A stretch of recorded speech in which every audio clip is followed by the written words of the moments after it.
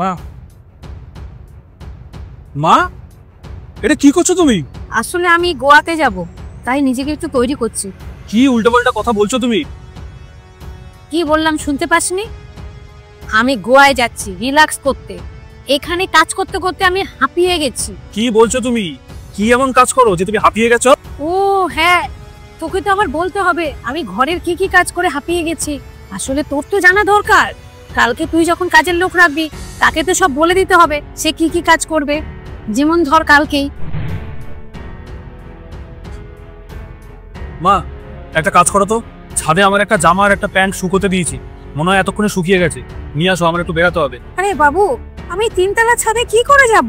তা মা, তোমার জন্য কি এখন আমি লিফট লাগিয়ে দেবো বাড়িতে? কি বলছো নিজেই বুঝতে পারছো না? কি উল্টাপাল্টা বলে যাচ্ছ? হ্যাঁ বাবু, তুই তো বসেই আছিস, যা না তুই গিয়ে নিয়ে আয় না। বসে আছি মানে কি বলতে চাও? আমি একটা মেল চেক করছিলাম, অফিস থেকে এসেছিল, আর আমি কি বসেই থাকি? আর তুমি কি মনে করো অফিসে গিয়ে আমি বসেই থাকি? এমনি এমনি আমাকে মুখ দেখে মায়না দিয়ে দেয়। আর অফিসে গিয়ে রীতিমতন আমি কাজ করি, পরিশ্রম করি সারাদিন, তারপরে গিয়ে আমাকে মায়না দেয়, সেই টাকা দিয়ে সংসার চলে। তোমার মতন না যে ঘরের মধ্যে সারাক্ষণ বসে থাকি।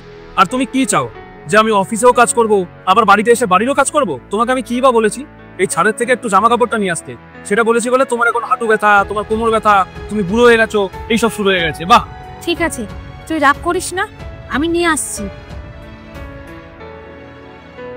ও আচ্ছা, তার মানে এই সামান্য তিনতলায় গিয়ে তুমি আমার দুটো জামা নিয়ে আসবে, তার থেকে তোমার এটা মনে চলে আসলো যে তুমি খুব কাজ করে ফেলেছো, তুমি অনেক হাঁপিয়ে গেছো, আর যার জন্য তোমাদের আরাম করার জন্য গোয়া যেতে হবে। ব্যাপারটা তিনতলায় যাওয়ার না, আসলে কি এই বয়সে এসে তুই আমাকে দিয়ে এখনো এত খাটাস। আমি তো ভাবলাম তুই এখন বড় হয়েছিস, আমি এখন একটু আরাম করবো, তা তো হলোই না। উল্টো তুই আমার জীবনটাকে অতিষ্ঠ করে দিয়েছিস। সারা বাড়িতে তুই আমাকে চাকরের মতো খাটাস, তোর বউ থাকতেও বাড়ির সব কাজ তুই আমাকে দিয়ে করাস। এটা কি বলছো তুমি? মা ঠিকই বলছে, আর মার গোয়া যাওয়ার টিকিট আমি কেটে দিয়েছি। তোমার কি মাথাটা তো খারাপ হয়ে গেছে? তুমি মাকে গোয়া পাঠাচ্ছ? হ্যাঁ, মায়ের এখন রেস্টের দরকার। আর আমি অনেকবার দেখেছি যে তুমি কিছু চিন্তা ভাবনা না করেই মাকে দিয়ে ঘরের সব কাজ করিয়ে নাও, এটা করো ওটা করো সেটা করো, তুমি বলতেই থাকো। মা, ওই বাইরে আমার জুতোটা রয়েছে, একটু পালিশ করে দাও তো। বাবু, বাইরে থেকে পালিশ করে নিয়ে আয় না। বাইরে থেকে করে নিয়ে আসবো মানে? তুমি জানো না বাইরে থেকে করতে গেলে কতটা টাকা লাগে? আর তারপরে তুমি কি বা করছো? বাইরে জুতোটা রয়েছে, 10 মিনিটও লাগবে না, একটু পালিশ করে দাও না। মা আপনি ছেড়ে দিন, আমি করে দিচ্ছি। আরে অর্পিতা, তুমি ছাড়ো না, মাকে করতে দাও না।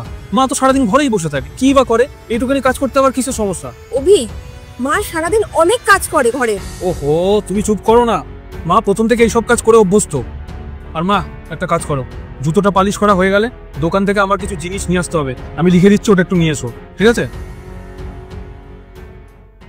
এবার বলো, উনার কি ইচ্ছা করে না যে উনি একটু নিজের মতন করে নিজের লাইফটাকে কাটাক? তুমি কন্টিনিউ উনাকে দিয়ে এটা ওটা সেটা সব বলাতে থাকো। মায়েরও এখন আরামের দরকার, তাই আমি ঠিক করেছি যে মা গোয়ায় যাক, গোয়ায় গিয়ে একটু নিজের মতন করে লাইফটাকে কাটাক, একটু এনজয় করুক, একটু আরাম করুক। দেখো, আমি মাকে দিয়ে সেই সব কাজই করাই যেগুলো মা প্রথম থেকে করে এসেছে। অভি, একটা জিনিস তুমি ভেবে দেখো, মা যখন কাজ করতেন তখন মার বয়স কম ছিল, তুমি তখন ছোট ছিলে, তাই সেটা মা করতে পারতো। এখন মায়ের বয়স 50 ছাড়িয়ে গেছে, আর আমি নিজে খেয়াল করেছি অনেকবার যে আমি থাকা সত্ত্বেও তুমি খালি মা মা করতে থাকো, মাকে দিয়ে এই কাজটা করাও ওই কাজটা করাও। সকালবেলা ঘুম থেকে ওঠার পর থেকে নিয়ে রাত্রে শুতে যাওয়ার আগে পর্যন্ত তুমি A to Z মাকে দিয়ে করাতে থাকো। কেন? আর মাও বেচারি তোমার সব কথা শোনে, তুমি যা যা কাজ করতে বলো সব চুপচাপ মেনে করতে থাকে। আর তুমি এইটুকুও দেখো না তোমার এই কাজের চক্করে মায়ের গায়ে কত ব্যথা হচ্ছে এখন। তুমি সত্যি মায়ের জীবনটা অতিষ্ঠ করে তুলেছো।